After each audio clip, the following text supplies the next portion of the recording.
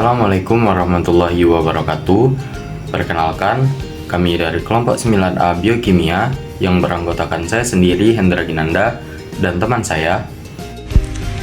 Perkenalkan, saya Putri Aulia. Saya Warnia Priyati.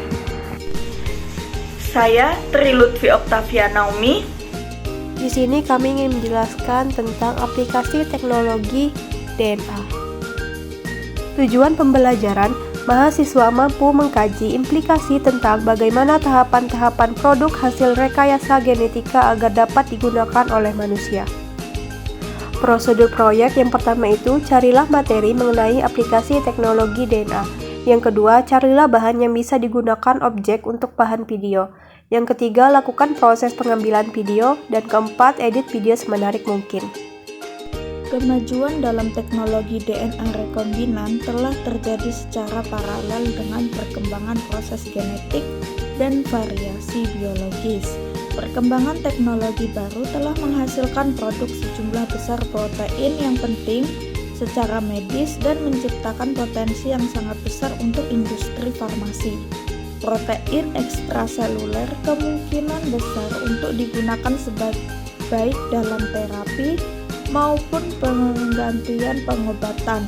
Adapun aplikasi teknologi DNA rekombinan yang telah dilakukan dapat dimanfaatkan adalah sebagai berikut.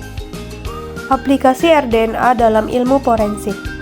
Aplikasi biokimia di pusat forensik sebagian besar pada kemampuan analisis DNA untuk mengidentifikasi individu dari rambut, jenis darah, dan barang-barang lain yang ditemukan dari tempat kejadian perkara. Di media populer, teknik ini disebut sidik jari genetik. Meskipun istilah yang lebih akurat untuk prosedur yang digunakan saat ini adalah pembuatan profil DNA, selain identifikasi penjahat, profil DNA juga dapat digunakan untuk menyimpulkan jika dua atau lebih individu adalah anggota dari keluarga yang sama. Jenis studi ini disebut analisis kekerabatan dan aplikasi utamanya sehari-hari adalah dalam pengujian paternitas. Tidak mungkin seseorang melakukan kejahatan tanpa meninggalkan jejak DNA-nya. Rambut, bercak darah, dan bahkan sidik jari konvensional mengandung jejak DNA. Cukup untuk dideteksi dengan polymerase chain reaction atau PCR. Analisis profil DNA tidak saja dilakukan pada perkara yang baru. Dalam beberapa tahun terakhir, sejumlah kejahatan masa lalu telah dipecahkan dan pelakunya dibawa ke pengadilan karena tes DNA yang telah dilakukan pada sampelnya. Dasar dari sidik jari genetik dan profil DNA adalah kembar identik adalah satu-satunya individu yang memiliki salinan identik dari genom manusia. Genom manusia kurang lebih sama pada setiap orang. Gen yang sama akan berada dalam urutan yang sama, dengan bentangan DNA intergenik yang sama di antara mereka. Tetapi genom manusia serta organisme lain mengandung polimorfisme, posisi di mana urutan nukleotida tidak sama di setiap anggota populasi. Sisi polimorfik yang digunakan sebagai penanda DNA dalam pemetaan genom meliputi restriction fragment like polymorphism atau RFLPS, short tandem repeat atau STR, dan single nucleotide polymorphism atau SNPS. Ketiganya dapat terjadi di dalam gen maupun di daerah intergenik, dan secara keseluruhan ada beberapa juta polimer dalam genom manusia dengan SNP sebagai yang paling umum. 2. Sidik jari genetik dengan penyelidikan hibridisasi. Ini adalah metode pertama untuk menggunakan analisis DNA untuk mengidentifikasi individu. Teknik ini tidak didasarkan pada salah satu jenis sisi polimorfik, tetapi pada jenis variasi yang berbeda dalam genom manusia yang disebut sequence berulang yang tersebar variabel hyper. Seperti namanya, ini adalah urutan berulang yang terjadi di berbagai tempat atau tersebar dalam genom manusia. Kunci utama dari sequence ini adalah bahwa posisi genomiknya bervariasi. Mereka terletak pada posisi yang berbeda dalam genom orang yang berbeda. Untuk menyiapkan sidik jari, sampel DNA dipotong dengan enzim restriksi endonukleas dan fragmen dipisahkan dengan elektroforesis, gel agar-rosa, dan Southern bolt disiapkan. Hibridisasi ke blot dari probe berlabel yang berisi urutan pengulangan mengungkapkan serangkaian pita yang masing-masing mewakili fragmen restriksi yang berisi pengulangan. Karena tempat penyisipan dari urutan berulang bervariasi, prosedur yang sama yang dilakukan dengan sampel DNA dari orang kedua akan memberikan pola pita yang berbeda. Inilah adalah sidik jari genetik untuk orang-orang tersebut.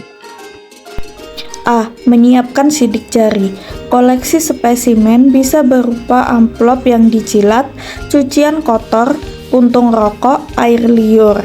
Tindakan pencegahan kasus dalam menangani spesimen, sarung tangan, instrumen sekali pakai, hindari berbicara dan bersin, hindari menyentuh sampel dengan kulit Anda, keringkan barang bukti sebelum dikemas agar jamur tidak tumbuh. Sampel ideal adalah 1 mili darah segar utuh atau sel darah putih yang ditreatment dengan EDTA.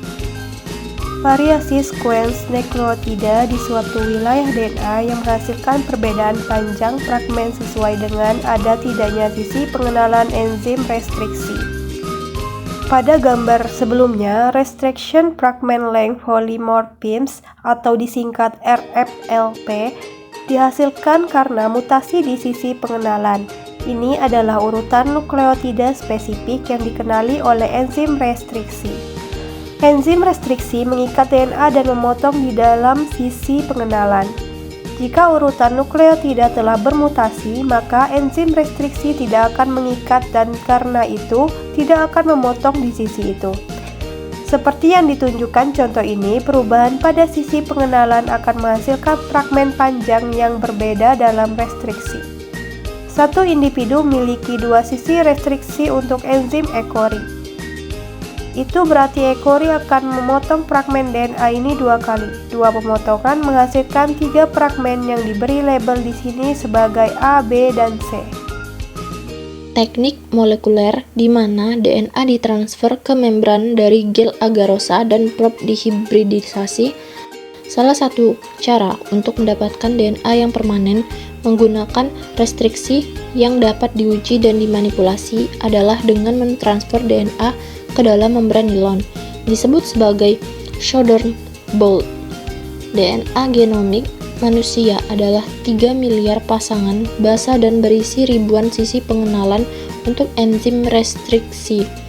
Ketika DNA genom manusia dipotong dengan enzim restriksi dan dijalankan pada gel agarosa, biasanya melihat nada seperti gambar di sebelah kiri. Kemudian, mentransfer DNA ini ke membran nilon memungkinkan peneliti untuk menghibridisasi probe tertentu untuk menghasilkan gambar seperti yang ada di sebelah kanan. Gambar ini jauh lebih jelas dan lebih informatif. Ketiga, profil DNA dengan PCR dari pengulangan tandem pendek. Teknik yang lebih kuat dari profil DNA menghindari keterbatasan analisis hibridisasi dari urutan pengulangan yang tersebar. Pembuatan profil menggunakan rangkaian polimorfik yang disebut STRS atau polymorphic sequence. STR adalah urutan pendek 1 hingga 13 nukleotida panjangnya yang diulang beberapa kali dalam susunan tandem. Dalam genom manusia, jenis STR yang paling umum adalah pengulangan dinukleotida atau CAN, di mana N jumlah pengulangan biasanya antara 5 dan 20. Jumlah pengulangan dalam STR tertentu adalah variabel karena pengulangan dapat ditambah atau dihilangkan oleh kesalahan yang terjadi selama replikasi DNA. Dalam populasi secara keseluruhan, mungkin ada sebanyak 10 versi berbeda dari STR tertentu. Masing-masing alel dicirikan oleh jumlah pengulangan yang berbeda. Dalam pembuatan profil DNA, alel dari sejumlah STR yang berbeda ditentukan. Ini dapat dicapai dengan cepat dengan jumlah DNA yang sangat kecil dan PCR dengan primer yang menyatu dengan sekuens DNA di kedua sisi pengulangan. Setelah PCR, produk diperiksa dengan elektroforesis gel agarosa dengan ukuran pita atau pita yang menunjukkan alel atau alel yang ada dalam sampel DNA yang telah diuji. 2 alel STR diperoleh dalam satu sampel DNA karena ada 2 salinan dari setiap STR, satu pada kromosom yang diwarisi dari ibu dan satu pada kromosom yang diwarisi dari ayah. Karena PCR digunakan, pembuatan profil DNA sangat sensitif dan memungkinkan hasil yang diperoleh dengan rambut dan spesimen lain yang hanya berisi sejumlah kecil DNA. Hasilnya tidak ambigu dan kecocokan antara profil DNA biasanya diterima sebagai bukti dalam persidangan. Individu terkait memiliki profil DNA yang mirip. Profil DNA seperti semua aspek lain dari genom diwarisi sebagai dari ibu dan sebagian dari ayah. Oleh karena itu, hubungan dalam sebuah keluarga menjadi jelas ketika alel dari STR tertentu ditandai pada silsilah keluarga. Dalam contoh ini, kita melihat bahwa 3 dari 4 anak mewarisi alel 12 ulang dari sang ayah.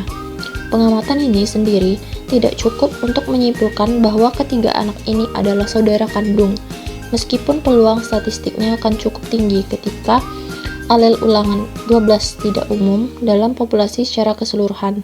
Untuk meningkatkan derajat kepastian, lebih banyak STR harus dibuat, seperti halnya identifikasi individu. Analisisnya tidak perlu terus-menerus, karena perbandingan 9 STR memiliki probabilitas yang dapat diterima hubungan-hubungan yang diamati secara nyata.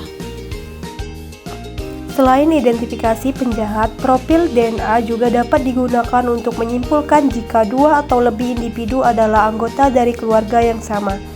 Jenis studi ini disebut analisis kekerabatan dan aplikasi utamanya sehari-hari adalah dalam pengujian paternitas.